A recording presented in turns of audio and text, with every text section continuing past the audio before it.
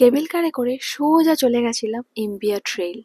বাইরে বেরাতেই এই সুন্দর ময়ূরটা চোখে পড়লো। দেখুন, আমার ছানার প্রথম ময়ূর দেখা এত কাছ থেকে। বেশ সুন্দর দেখে সবাই যেন মুগ্ধ হয়ে গেছিলাম। আর এই দেখুন, স্কাই হিলসটা উপর থেকে নামছে। এর সম্বন্ধে বড় ব্লগে আপনাদের সঙ্গে আলোচনা করব। তার আগে এই হেরিটেজ পার্কের এই সুন্দর দৃশ্যগুলো আপনাদের সঙ্গে শেয়ার করি।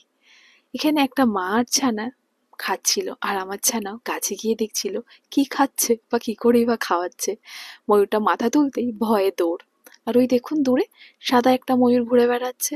এখানে প্রচুর ময়ূর ঘুরে বেড়াচ্ছিল, ঠিক আমাদের দেশের শালিক চড়াইয়ের মতন।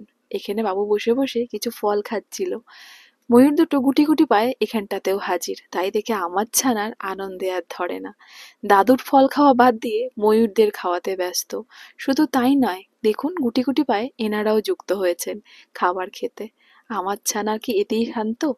তার সঙ্গে আরেক কাণ্ড উনি ঘটিয়েছে। দূরে হট করে চোখে পড়েছে এই ভদ্রলোককে। তার কাছে ছিল প্রচুর সাপ। ব্যাস, সাপ ঘাটবো আমি, সাপ আমার ধরা চাই। কথা মতন কাজও হয়ে গেল। দেখুন, মনে আছে একটুও ভয়? আনন্দে যেন আত্মহারা। তবে আমাদের ভয় কিন্তু ভালোই করছিল। সঙ্গে বাবু আর মাও একটু যুক্ত হয়েছিল। বাবুর মনে ভয় না থাকলেও মার কাছে কিন্তু অনেকটা ভয় ছিল। বেশ অনেকটা টাইম এখানে কাটালাম, আর সাথে ময়ূরের ডাক।